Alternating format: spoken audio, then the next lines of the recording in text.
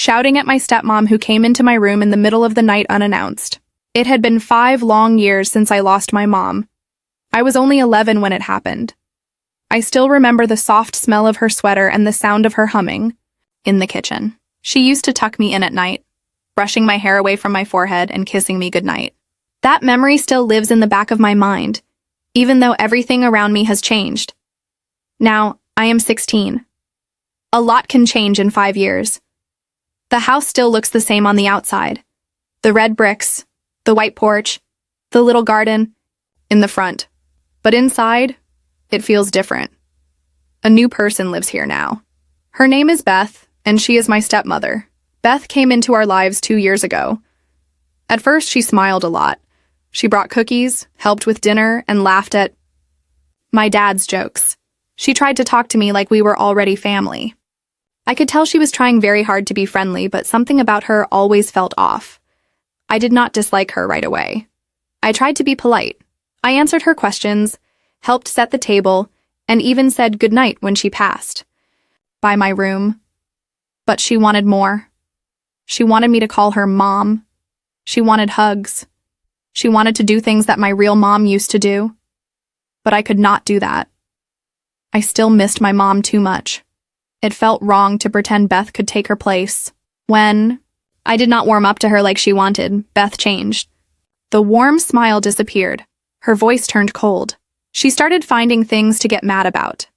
She would get upset if I left my shoes in the hallway, or if I forgot to say thank you at dinner. She snapped at me for little things, like using my phone too much or not folding the laundry the way she liked. My dad did not notice most of it. He was busy with work and tired when he got home. He thought Beth was trying her best and that I was being distant because I was still grieving. Maybe that was true. But it was also true that Beth was not kind to me anymore. I tried to stay quiet. I did not want to fight. I just wanted peace.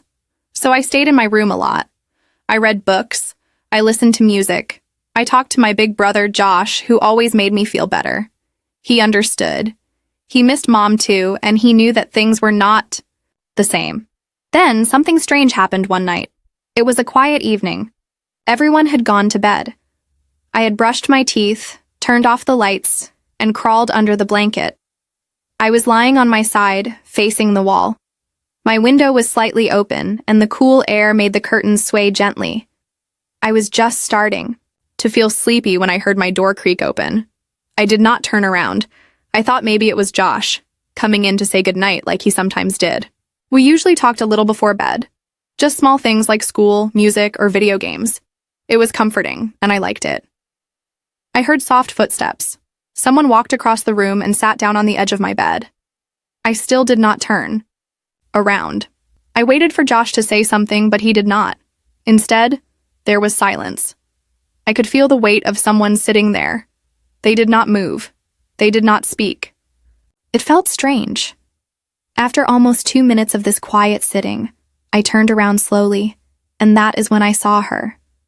Beth, sitting at the corner of my bed, in the dark, saying nothing. I was shocked. "What are you doing here?" I asked, pulling my blanket up quickly. I was in my sleepwear, just a tank top and shorts. I felt exposed and uncomfortable. My heart began to race. She did not answer at first. She just looked at me with wide eyes. I could not understand what she was thinking. "Get out," I said, louder this time. "You cannot just come into my room in the middle of the night." Still, she sat there, like a statue. That was when I raised my voice. I did not mean to shout, but I was scared and angry. "Get out of my room! What is wrong with you?" She finally stood up and left, closing the door quietly behind her. I sat there for a while, holding the blanket close. I felt upset, confused, and a little bit scared. Why had she come in like that? What did she want? It did not make any sense. Later that night, my dad and Josh came into my room.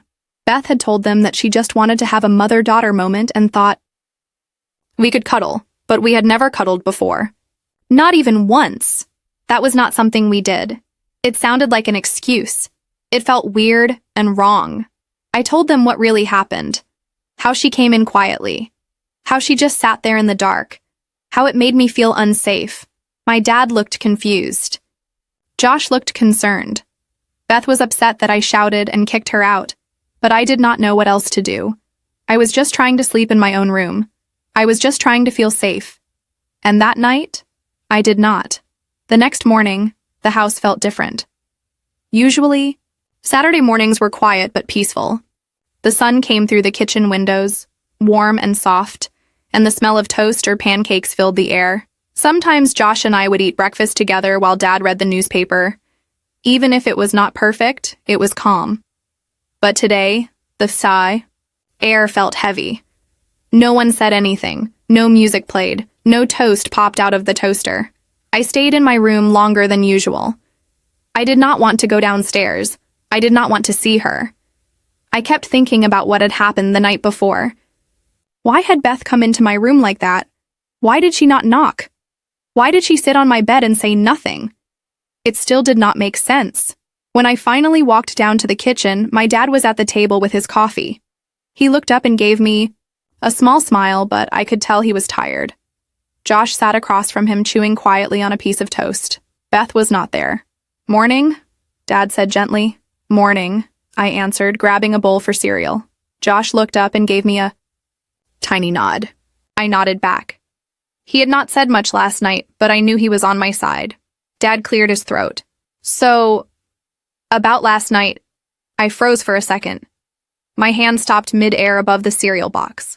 "I just want to say, maybe we all just need some time. Beth told me she thought it would help to bond with you. I know it was a strange way to do it, but maybe her heart was in the right place." I looked at him. "Dad," I said quietly. "I was in bed. I was almost asleep. She did not knock. She did not speak. She just sat there in the dark." He looked down at his cup and sighed. "I know. I get that. And I am not saying it was okay. I just think she is trying in her own way. Maybe not the best way." Josh spoke up then. "It was weird, Dad." "It was. That is not how you start bonding with someone. She scared her." Dad looked at both of us. He did not speak. Right away. He just nodded slowly, then stood up to rinse his cup in the sink. Beth did not come out of her room that morning. She stayed upstairs. I wondered if she was embarrassed or just angry that things had not gone the way she wanted. That afternoon, I went to the backyard to sit under the big oak tree. It was my favorite spot. Quiet, shady, and safe. I brought a book, but I could not focus on the words. My thoughts kept drifting back to Beth. She had tried to be nice when she first came here. She made cookies. She bought me a new backpack for school. She asked about my classes and my friends. But it always felt fake. Like she was following a script. Like she was playing a role and waiting for me to say, "You are my mom now." But I could not do that. I still had my mom's picture by my bed. I still remembered the sound of her voice, the way she laughed, the stories she told. I did not want to forget her. And every time Beth pushed harder to take her place, it felt like she was trying to erase my mom from my life. Later that evening, Beth finally came out of her room. She walked past me in the hallway without saying a word. I could feel the cold air between us. At dinner, she sat down, but did not look at me. She talked to Dad about his work and asked Josh about his math test, but she did not say a single word to me. I did not mind. After dinner, I went back to my room. I closed the door gently and sat on my bed staring at the wall. I thought about what Beth had said, that she wanted a mother-daughter moment. But we had never had one before. She had never read me bedtime stories or tucked me in or brushed my hair. That kind of bond does not come from sitting on someone's bed in the dark without asking. I needed her to understand that. So I wrote a note. It was short, just a few sentences. "Beth, I know you want to be close. I understand that. But the way you came into my room scared me. I did not feel safe. If you want to build a relationship with me, it has to start with respect. That means knocking. That means asking. That means giving space. I lost my mom. I am not ready to replace her. Maybe one day I can let someone else in. But not like that." I folded the note and left it outside her door before bed.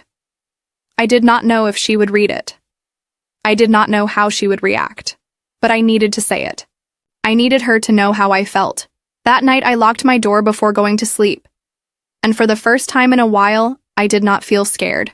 The next morning came with a soft knock at my door. Not the creak of someone entering without asking. Just a knock. Light and quick.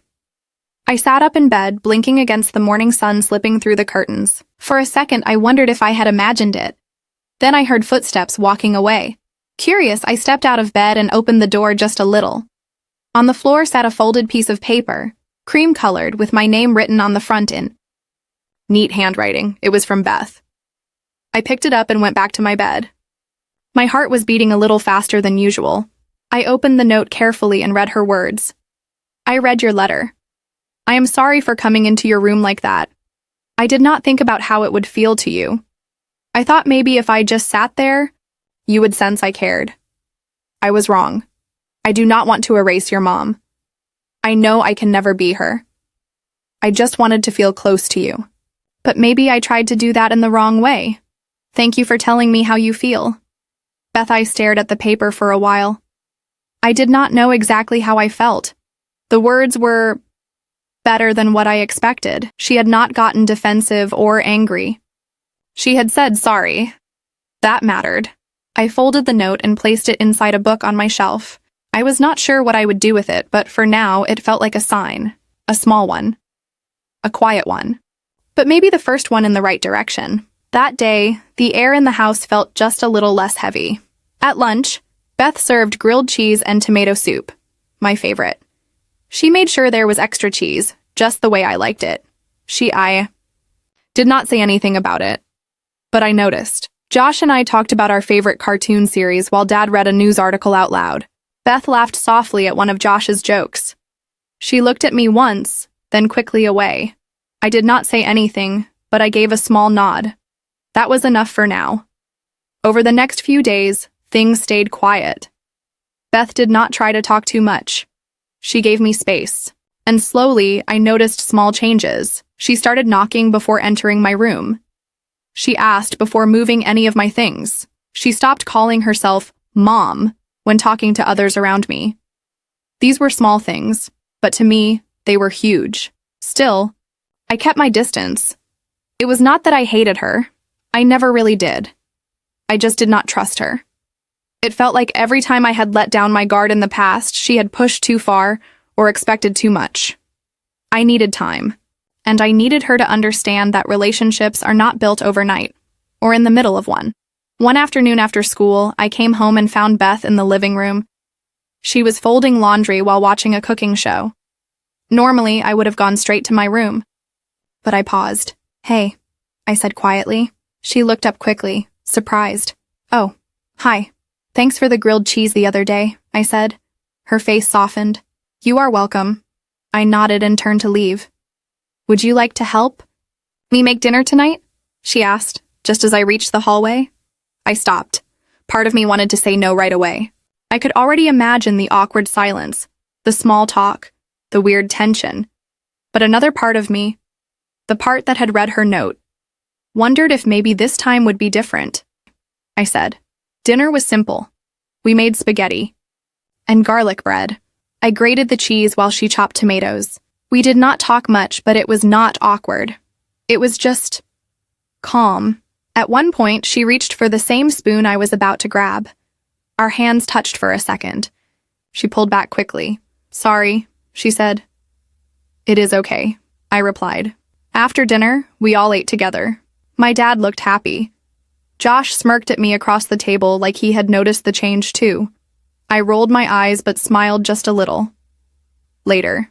That night, I was in my room listening to music when there was a knock at the door. It was Beth. "I just wanted to say thank you," she said from the hallway, "for helping with dinner." "You are welcome," I said through the door. She waited a second, then added, "Good night," I replied. She walked away, that was all. No pushing, no asking to come in, no sitting on the bed in the dark. Just a knock, a thank you, and a good night. And for once, that felt like enough. Over the next few weeks, things slowly began to settle. Beth did not try to be my mother anymore, not in the way she had before. She stopped using words that made me uncomfortable. She stopped trying to make me feel something I did not feel yet. And instead, she just tried to be kind, in a quiet way. One day after school, I found a small box on my bed. There was no note on it, just my name written on top. Inside was a charm bracelet. Nothing fancy, simple silver with a single charm shaped like a book. I held it in my hand for a long time. It reminded me of the stories my mom used to read me and how I had started reading more after she passed away. I never told Beth about that. Maybe Josh had.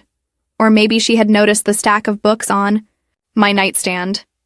I did not wear the bracelet right away, but I kept it safe in my drawer next to my mom's old scarf and a photo of us at the park. Somehow, it did not feel like Beth was trying to replace her this time. It felt like she had left a small gift, one that said, "I see you, I know you love someone who came before me." And that mattered. One evening, I was sitting at the kitchen table working on a school project. Beth came in holding a cup of tea. She set it down across from me and said, "You can tell me to go if you want. I just need a quiet place for a bit." I nodded. "You can stay." She smiled gently and sat down, sipping her tea. We did not talk, and we did not need to. I was cutting paper for my poster, and she was just sitting nearby, flipping through a recipe book. It felt peaceful. Later, she looked up and asked, "Did your mom help you with projects like this?" I paused, unsure whether I wanted to answer. But then I said, "Yeah, she always made me redo my handwriting until it looked neat." She said neat letters meant clear thoughts. Beth smiled. "That sounds like good advice." I smiled too, just a little. "She was smart. I believe that," Beth said softly. It was a short moment, a tiny one. But it was honest. That night, I wrote in my journal, something I had not done in a while. I wrote about how things felt different now. Not perfect, but better. I wrote that I was still not ready to call Beth Mom. And maybe I never would. But I could accept her trying. Not to replace my mother, but to be else. Someone new. Someone who respected me and cared in her own quiet way. A few days later, Josh and I were in the backyard throwing a ball around. It was sunny, and we were both laughing about something silly when Beth came outside carrying lemonade. "I thought you might be thirsty," she said, setting the glasses down on the porch step. "Thanks," I said, taking one. She did not try to join the game. She just watched for a bit and then went back inside. But it felt okay. That night, I found a small note on my desk. "I will never be your mom, and I will never try to be her again. But if one day you decide I can be a part of your life, even in a small way, I will be here. Thank you for giving me a chance to learn." I read it twice and then tucked it into the back of my journal. Beth and I still had a long way to go. I knew that. There were still things I could not talk to her about. There were still walls around my heart that I was not ready to bring down. But for the first time, I felt like she was not trying to break them down. She was just waiting nearby, respectfully. And that made all the difference. A few weeks later, as I was heading to bed, I passed her in the hallway. She smiled and said, "Good night." I paused, then smiled back. "Good night, Beth." She looked surprised, but happy. And that night, when I closed my bedroom door, I left it unlocked. Not because I expected her to come in, but because I knew she would not unless I asked. And that made me feel safe. Really safe. Just maybe. This house could feel like home again.